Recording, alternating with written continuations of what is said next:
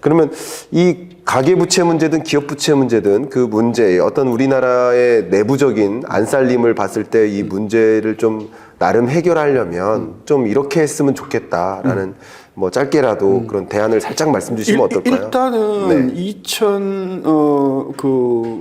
이주열 총재 시절이죠. 네. 이주열 총재 시절에 예. 너무 금리를 낮췄어요. 너무. 네. 예. 20년네요. 그 전서부터. 그 전부터. 네. 박근혜 이게 이주열 총재가 박근혜에서부터 두 텀을 했잖아요. 예. 8년을 코로나19 전부터 금리를 인하하기 시작했어요. 19년에 훨씬 전서부터 했어요. 2010, 내 생각에 2015년? 예. 그러니까 그 최경환과 그의 팀들서부터 맞네요. 예. 하면서 낮췄거든요. 네. 그러니까 돈값이 싸니까 사람들이 겁도 없이 돈을 빌렸단 말이에요. 네. 그래서 아까 가계부채, 기업부채 이런 부분을 해결하려면은 뭘 해야 되냐? 금리의 정성화가 돼야 된다. 네. 제자리로 갖다 놔라. 그 제자리로 갖다 놓으면 이 문제는 조금 시간이 걸리지만 해결이 되는 것이다. 근데 그걸 못 갖다 놓는 거예요. 왜? 표 떨어질까 봐. 그래서 이게 지금 자꾸 그래서 아니 일반 사람들이 금리 싸다고 돈을 막 빌리고 네. 막 부동산 투기하고 비트코인에 투자하고 그럴 수 있죠. 네. 국가는 그러면 안 되잖아요. 네. 국가는 중심을 잡아줘야 되잖아요. 네. 너무 낮다 싶으면은 올려야 되잖아요. 그건 안 올리는 거예요. 네. 그건 안 올리고 어떤 식으로 했냐? 가계대출 5% 이상 늘리지 마. 네. 그게 2021년에 나온 조치입니다. 금융규제로 해버렸네요. 왜? 그러니까 5% 이내로 해. 그런데 그때 이미 5%가 다 넘어갔었어요. 네. 8월 달에. 네. 그러니까 은행에서 시중은행에서 난리가 난 거예요. 5% 넘어갔는데 그럼 어떻게 해야 돼? 대출을 오히려 소환을 해야 돼. 그래서 2021년도 8월 달에 그 당시 금융위원장 후보가 그 발표를 하는 바람에 막 한 며칠 은행에서 막 돈이 갑자기 막 말라지면서 결혼도 못했어. 결혼식을 못 올렸다니까. 돈이 이렇게 정치를 하는 게 이게 말이 안 되잖아요. 그런 면에서 기준금리를 충격이 좀 덜 가는 방향으로 올려야 된다. 근데 21년도, 22년도는 잘 올리더만은 금년 들어와가지고는 올리다가 브레이크가 고장이 난 거예요. 1월이 끝이고요. 끝이고 그 2월부터 안 했어요. 안 했어요. 네. 지금 벌써부터 또 시장에서는 뭐 내려야 된다고만 알려지고 있잖아요. 네. 정부는 중심을 잡아줘야 된다. 오히려. 그런 면에서 지금 미국하고 우리하고 지금 금리차가 2%포인트나 되기 때문에 아직도 많이 낮아요. 네. 네. 네. 그리고 최근에는 어떤 일이 있냐 하면은 그 뭔가 상생금융이라 해가지고 막 은행들을 쥐어 짜잖아요. 네. 그 취약계층을 좀 도와주라고. 그러니까 어떤 일이 벌어지냐면요. 대출금리를 조금 낮추고 네. 예금금리는 더 많이 낮추는 거예요. 그 네. 피해가 누구한테 돌아가냐? 예금주들한테 돌아가는 거예요. 네. 그 결국은 예금주들한테 돈 뺏어갖고 취약계층한테 도와주는 이런 웃지 못할 일들이 벌어진다. 그런 면에서 정상화 필요하다. 즉 금리가 조금 낮으니까 올려줘라. 네. 그러면 이자 못 갚는 사람은 단군일에서부터 있었다. 이 부분에 대해서는 국가가 재정을 동원해서라도 이자를 조금 순연시켜주고 일자리를 만들어주고 해서 접근하면 된다. 상환 능력 보존시켜주면서 네. 금리는 정상화할 필요가 있다. 그렇죠. 그래서 갚을 능력이 있는 사람에게는 네. 이자를 좀 높여서 네. 예? 네. 그래야 되는 거 아니냐. 자, 그런 면에서 지금 이 정부가 1년 반 정도 지나가는데 그 부분에 있어서는 저는 상당히 좀 아쉬운 부분이 많아요. 사실은 저는 금리 정상화를 할 줄 알았거든요. 근데 지금 벌써 1년 가까이 금년 2월서부터 지금 계속 3.5에서 지금 브레이크가 동결이 돼 있잖아요. 네. 저는 이것은 적절하지 못하다. 좋습니다. 그러면 3.5%의 기준금리는 너무 낮다. 좀 조금 낮다. 정상화, 예를 들어 4%나 그 이상으로 이게 조금 다른 결이지만 미국은 인하하려는 스탠스로 옮겨가고 있는데 24년에 근데 일본은 또 금리를 인상하려는 그 제안을 하고 있잖아요. 똑같은 거지. 일본이랑 우리랑 정도만 틀리지. 그렇죠. 일본 너무 오래 마이너스 금리였으니까 맞아요. 조금 올리자 이거고 예. 우리도 3.5는 너무 낮았으니까 그러니까요. 조금 올리자 이거고 똑같은 거예요. 그런 결로서도 우리가 금리의 정상화, 지금 금리가 정상적인 금리가 아니다라는 좋은 제안까지 주셨습니다. 감사하고 금리를 정상화하는 과정에서 취약차주의 부채 문제가 우려될 수 있지만 이거는 또 금융정책을 통해서 네. 뭔가에 대한 재정정책. 보완을 해야 되겠다 이런 말씀까지 주셨습니다. 정말 감사하고요. 우리 경제 내부 안살림을 보는 것도 좀 중요하지만 우리 교수님 모셨으니까 그래도 바깥살림도 좀 봐야 됩니다. 한국이라는 배가 이 세계 경제라는 바다에 둥둥 떠다니고 있는데 바다가 어떤지를 좀 확인해야 되는데 제가 교수님 뭐 이렇게 공중파 방송에서 이렇게 대담으로 여러 번 뵀지만 제가 인상적인 대담이 2019년이었나요? 미중 패권 전쟁으로 우리 곽수정 교수님하고 이렇게 대담했었던 그 주제가 미중 패권 전쟁이었거든요. 근데 지금 24년을 앞에다 두고 또 미중 패권 전쟁 이야기를 하게 되는 순간입니다. 그래서 좀 여쭙고자 합니다. 먼저 미중 패권 전쟁의 전개가 어떻게 될 거라고 혹시 가늠하고 계신지 좀 여쭙고 싶습니다. 일단은 네. 제가 이제 미국서 74년서부터 공부를 했는데 네. 이제 그 몇 년 뒤에 이제 미국하고 중국이 정상화, 관계 정상화 핑퐁 예고를 했잖아요. 그 70년대, 80년대, 90년대 한 30년은 막 중국을 미국이 무시했어요. 네, 그렇죠. 완전히 무시했죠. 너 뭐 인구만 많지? 네. 너 미개하지 않냐? 네. 뭐 시스템이 있고 뭐 아무것도 없. 계속 중국을 무시했었어요. 그런데 일부 학자가 네. 이미 그때서부터 앞으로 중국은 굉장히 미국의 위협이 될 것이다라고 떠든 사람이 있었어요. 네. 나바로라는 사람인데 네. 어바인 대학의 경제학 교수인데 네. 그 양반이 70년대, 80년대 내내 중국에 대해서 경고를 하고 했는데도 대다수의 미국 경제 정책 무시했죠. 이걸 픽업한 사람이 트럼프예요. 트럼프가 2016년도 대선에서 이제 그 사위가 이제 워낙 그 트럼프가 뭐라 그럴까 좀 뭐 비즈니스맨이기도 하고 막 하니까 학자들이 잘 안 붙죠. 안 붙으니까 이게 이기긴 해야 되겠는데 이론적인 백그라운드가 없잖아요. 네. 그 사위가 쭉 이게 서치를 하다가 캘리포니아 어바인에 그 나바로라는 교수가 중국이 조금 있으면 미국을 잡아먹을 것이다. 미리미리 손봐서 제거를 해야 된다. 네. 이런 책을 쓴 거예요. 네. 그래서 이 사람을 불러갖고 트럼프에서 소개시켜 주니까 트럼프도 좀 황당한 사람이지만 나바로도 되게 황당한 사람이에요. 근데 아무도 안 할 때 예. 그렇죠. 그걸 지적한 사람이잖아요. 이게 딱 맞아. 그래가지고 이 양반을 백악관에 경제 이 무역 담당 책임자로 시켰죠. 그게 2016년, 17년도에 그때서부터 이제 미국이 중국을 이제 본격적으로 때리기 시작한 거예요. 맞아요. 철학이 뭐냐? 중국이 있는 한 네. 미국은 이류 국가가 될 수밖에 없다.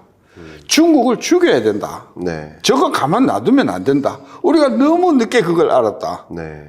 그래서 2017년 트럼프 대통령이 딱 집권하자마자 이제 중국을 때리기 시작하는 거죠. 근데 거기서 우리가 주목해야 될 게 뭐냐면 나바로 교수가 제안한 네. 무기가 있어요. 네.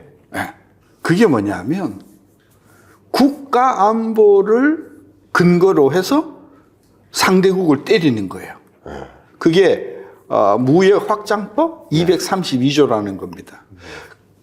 그게 1961년도에 쿠바 사태 때 만드는 법인데 한 번도 발동이 된 적이 없어요. 없었다고. 그러다가 나바로라는 사람이 이거를 무기로 해서 중국을 때려야 된다 해가지고 바로 액션에 들어가죠.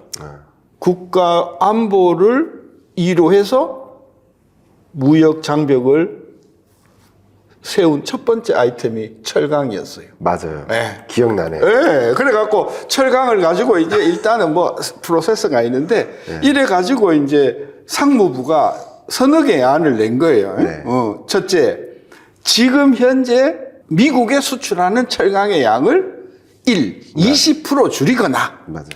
20% 코타를 하기가 줄이는 걸 못하겠으면 관세를 25% 물리거나 맞아요. 뭐 이런 여러 가지 안을 냈는데 트럼프가 관세 물리기로 하자 해가지고 24%였던 것을 25% 해가지고 관세를 물리기로 했죠. 네. 근데 우리나라가 거기에 그 핵심 5대 대미 수출 국가 중에 하나거든요. 네. 난리가 난 거죠. 2017년에 그 문재인 대통령 맞아요. 때. 그래갖고 김현종 무역 대표부장이 가가지고 싹싹 빌어가지고 우리는 거기서 25% 관세는 안 묻는 대신 우리는 쿼타를 받았어요.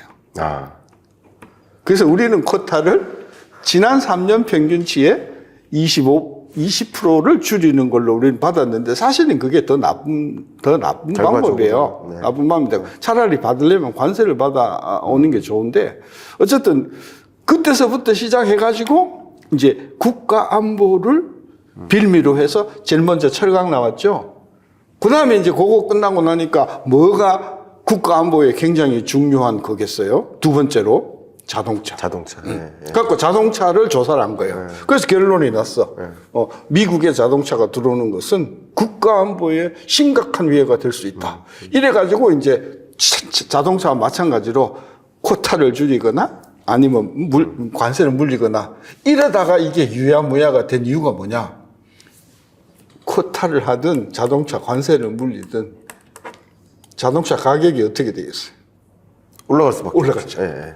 철강 가격이 올라가도 국민들이 뭐 근데 철강하고 나하고 뭔 상관이 있어? 이럴지 뭐 자동차는 당장 그러잖아요. 네. 그래서 이 카드를 선거 끝나고 나서 내가 할 거다 하고 네. 선거 뒤로 미룬 거예요. 아, 그런데 결국은 낙선을 했잖아요. 네. 기대하십시오. 트럼프가 재선되면 네. 그거 나올 겁니다. 다시 나올 네. 겁니다. 네. 그래서 정리하면 지금 현재의 그 미국의 그 정치가의 컨센서스는 네. 트럼프가 남겨준 가장 큰 공헌이 뭐냐? 중국 가만 놔두면 미국이 없다. 네. 그걸 트럼프가 남겨주고 간 거예요. 네. 그런 면에서 저는 미중 패권 전쟁은 트럼프가 불을 당겼고 민주당이 거기다가 땔감을 갖다 스토크해가지고 네. 불을 더 키운 거죠. 결론. 앞으로 한 20년, 30년은 중국이 완전히 거의 뭐 완전 폭망할 때까지 예. 중국 경제는 미국으로 견제를 받을 것이다. 너무 생생한데요, 말씀이. 예. 자, 그러면 저는 또 한 가지가 어쨌든 내년 미국의 대선이 있잖아요. 11월에 있고요. 보통 제가 지금까지 보기에는 이게 어쨌든 미국 국민이 워낙 중국에 대해서 비호의적 감정을 많이 갖고 있다 보니까 바이든도 역시 그걸 정책적으로 활용하는 경향이 있어 보입니다. 그래서 어쨌든 대선을 앞에다 두고 미국이 이제 중국을 좀 강하게 좀 때리려고 시도하는 그런 모습들이 좀 패권 전쟁으로서 좀 뭐가 나타날 것이라고 보여지고 중국도 지금 우리가 가장 궁금한 것 중에 하나가 대만을 어떻게든 무력적으로라도 하나의 중국으로 만들기 위한 움직임을 좀 펼치고 있는데 혹시 대만을 놓고 좀 격돌하거나 하는 그러면 그럼에 따라서 우리나라 입장에서는 뭐 공급망 대란이 다시 온다든가 이런 우리가 염려할 만한 것들까지 생각하십니까? 일단 네. 중국이 우리가 우려하는 것만큼 대만을 침공할 거냐 무력적으로 네. 가능성 10%도 없어요. 가능성이 없다. 없다. 예. 다만 미국이 대만을 두둔하거나 미국이 대만하고 뭐 국회의원들이 오고 가거나 네. 이렇게 하는 경우에는 말싸움은 치열해질 수 있어. 말싸움은 치열해질 수 있지만 무력적으로 없다. 네. 전 그래서 네. 대만발 3차 전쟁은 네.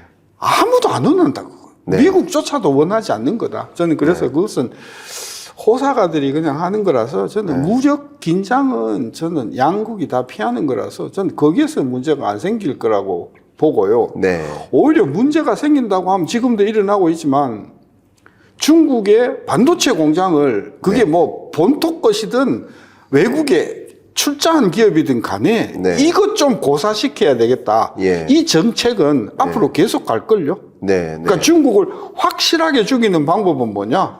반도체를 완전히 서구 세력에 의존하게 만드는 방법밖에 없다 이거잖아요. 네. 그런 면에서 저는 우리가 지금 전략적인 산업으로 국가 전략 산업으로 생각하고 있는 이 분야, 즉 AI나 반도체나 또 뭐 심지어는 바이오나 이런 쪽에 미국의 견제는 네. 점점점 더 치열해질 것이고 따라서 한국과 중국 간의 그런 분야의 그동안의 관계는 서서히 눈에 안 띄게 손절하고 나오는 쪽으로 갈 것이기 때문에 네. 완전히 그 반도체 쪽은 중국이 자립해야 된다. 그럼 그렇다고 해서 중국이 그러면 반도체가 완전 폭망할 거냐? 그건 두고 봐야 된다. 저는 중국도 잠재력이 있기 때문에 네. 인구나 뭐 이런 면에서 스스로 스탠다드가 다른 어떤 반도체를 개발할 가능성도 충분히 있기 때문에 네. 완전히 뭐 미국이 반도체를 이렇게 목을 쬐면 중국이 폭망한다 100%다 이렇게 이야기는 할 수 없는데 네. 어쨌거나 간에 중국은 중국 나름대로 서방 세력의 도움이 없이도 자생할 수 있는 그런 방법을 오래전서부터 고안을 해왔을 거란 말이죠. 네. 일단 또 두고 봐야 되겠는데 어쨌든 한국의 입장에서는 중국하고 거래하거나 중국하고 관계를 맺거나 하는 것이 점점 어려워질 것이다. 자, 그러면 이 미중 패권 전쟁 관점에서 두 가지 질문을 좀 더 드리고 싶은데요. 하나는 그럼 중국 경제가 아까 말씀하신 대로 중국 경제가 뭐 충분히 꼬꾸라졌을 때 그때까지는 미국이 어쨌든 강하게 중국을 드라이브를 걸 것이다라고 표현해 주셨는데 중국 경제는 앞으로 어떻게 될 거라고 생각하십니까? 좀 뭐 계속 갈 거라고 생각하십니까? 아니면 좀 지금 성장률이 올해 5.0, 내년 4.2 계속 성장률이 이제 뚝뚝 떨어질 것으로 이렇게 전망을 하고 있는데 IMF 전망치로 말씀드렸지만 어떻게 보십니까, 혹시? 이제 우리는 세어 봐야 될 거다. 잃어버린 중국. 지금 벌써 한 2, 3년 지금 잃어버렸죠. 네. 5% 아래로 내려. 중국은 5% 아래로 내려온 것을 잃어버린 10년이라고 본다고 하면 예. 이제는 얼마나 빨리, 얼마나 많이 내려가는가만 남아있지. 네. 중국이 다시 뭐 6% 성장, 7% 성장은 꿈 깨라. 네. 절대로 그런 일은 없을 것이다. 저는 네. 그래 봐서 서서히 슬라이드 하면서 네. 중국의 빛이 저는 계속해서 소멸되는 그런 과정으로 보고요. 그걸 이제 탈피하기 위해서 이제 중국이 돌파구를 찾겠죠. 네. 아프리카를 간다든지 아니면 뭐. 따라서 그런 노력에 따라서 전 세계는 진짜 양극화될 것이다. 친소중, 네. 친서구 네. 이쪽으로 가는데 결국은 어느 쪽이 대세냐라고 보면 아무래도 서구 세력이 대세라고 보기 때문에 저는 앞으로 20년, 30년, 40년 중국은 쪼그라드는 일만 남아있다. 네. 저는 그렇게 봐요. IMF 전망치로만 봐도 지금 현재 전망치가 이제 최장기로 봤을 때 27년인데 27년까지의 장기 전망으로도 중국 경제는 이제 3%대로 내려앉을 것으로 보고 이제 중국에서 이제 많은 기업들이 떠나잖아요. 그렇죠. 차이나 엑소더스 그렇죠. 현상이 일어나잖아요. 그것 때문에 더 이제 그 속도가 둔화되는 거고. 근데 그것 때문에 이제 반사이익을 보는 이제 아시아 신흥국들이 있죠. 인도, 인도네시아, 뭐 필리핀, 태국, 베트남 이런 나라들의 성장세는 좀 높게 유지되는 그렇죠. 이런 흐름이니까 우리가 이제 뭐 중국이든 미국이든 우리의 어떤 전략적 파트너 혹은 이제 수출 대상국 이런 우리 대내적인 살림살이도 고민을 해야 되겠지만 대외적으로 우리가 어떤 역할을 갖고 어떻게 관계를 취하면서 이 미중 패권 전쟁의 양상 속에서 살아남거나 대응을 해야 될지를 고민해야 되지 않습니까? 맞아요. 이런 중장기적인 고민을 사실 정부가 해야 되거든요. 해야 되죠. 그런 그래도 뭐 길게는 아니더라도 어떤 방향으로 우리가 가야 된다는 생각을 갖고 계신지 여쭙고 싶습니다. 무색무취라는 말이 있잖아요. 네, 물처럼 네, 색깔이 없어야 돼. 무색무취. 네. 무슨 이야기냐면 지금은 지난 정부의 너무 친중국 때문에 네, 우리가 너무 친미로 지금 가고 있어요. 그죠? 네. 이 색깔이 없어야 된다. 특히 정부가 그래줘야 된다. 그러니까 얄미울 정도로 정부는 두 나라의 입장에서 보면, 즉 미국이나 중국의 입장에서 보면 얄미울 정도로 쟤네들 생각이 뭐지? 저는 이렇게 해줘야 된다고 생각해요. 그게 외교력이라는 거죠. 그러죠. 말씀하시죠. 예. 근데 사실은 그런 면에서 우리가 진짜 배워야 될, 그 외교 정책은 일본이라고 생각해요. 네. 일본이 지난 40년 동안 네. 미국도 친한 것 같은데 또 친구하고, 얘네들이 속내가 뭐지? 이런 전략으로 실질적으로 장사를 해왔잖아요. 네. 저는 그래서 그런 면에서 문재인 정부는 너무 표대나게 친중국이었어요. 네. 그런 의미에서는 박근혜 정부도 그랬어. 제가 그때 박근혜 정부 내 마음은 조금 아는데, 예. 박근혜 대통령이 막 중국에 뭐 국경절에 막 가가지고 베이징에 가가지고 막 사진 찍고 그랬잖아요. 네. 그때 진짜 미국이 많이 화냈다는 거거든요.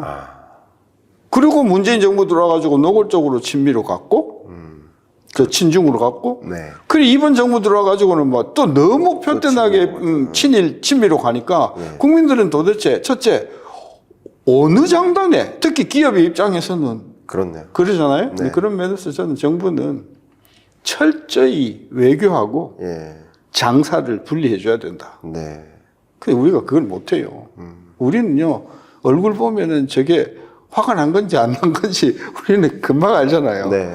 그런 면에서 우리는 장사 상술이 좀 약한데, 특히 정부에서는 지금 윤석열 정부도 굉장히 노력을 하는 것 같아요. 네. 빠른 친일 막 친미하면서도 중국을 안 실망시키려고 굉장히 노력을 하는데, 저는 일단 장사, 먹고 사는 문제에 있어서는 실리 중심으로 가야 된다. 저는 네. 그런 면에서, 아까 그래서 제가 무색무취 했잖아요. 네. 친일도 아니고, 친중도 아니고, 친미도 아니고, 또 뒤집어 이야기하면 친중이면서 친미면서 친일이면서 이제 그런 그 스탠스를 특히 정부가, 대통령이 정말 스마트하게 그걸 잘해 주셔야 되는데, 이제 대통령 딱 얼굴만 보면 이게 친일인지 친미인지 친중인지 바로 읽혀버리니까 그런 면에서는 조금 세련될 필요가 있다. 네. 저는 그렇게 봅니다. 말씀 정말 감사하고요.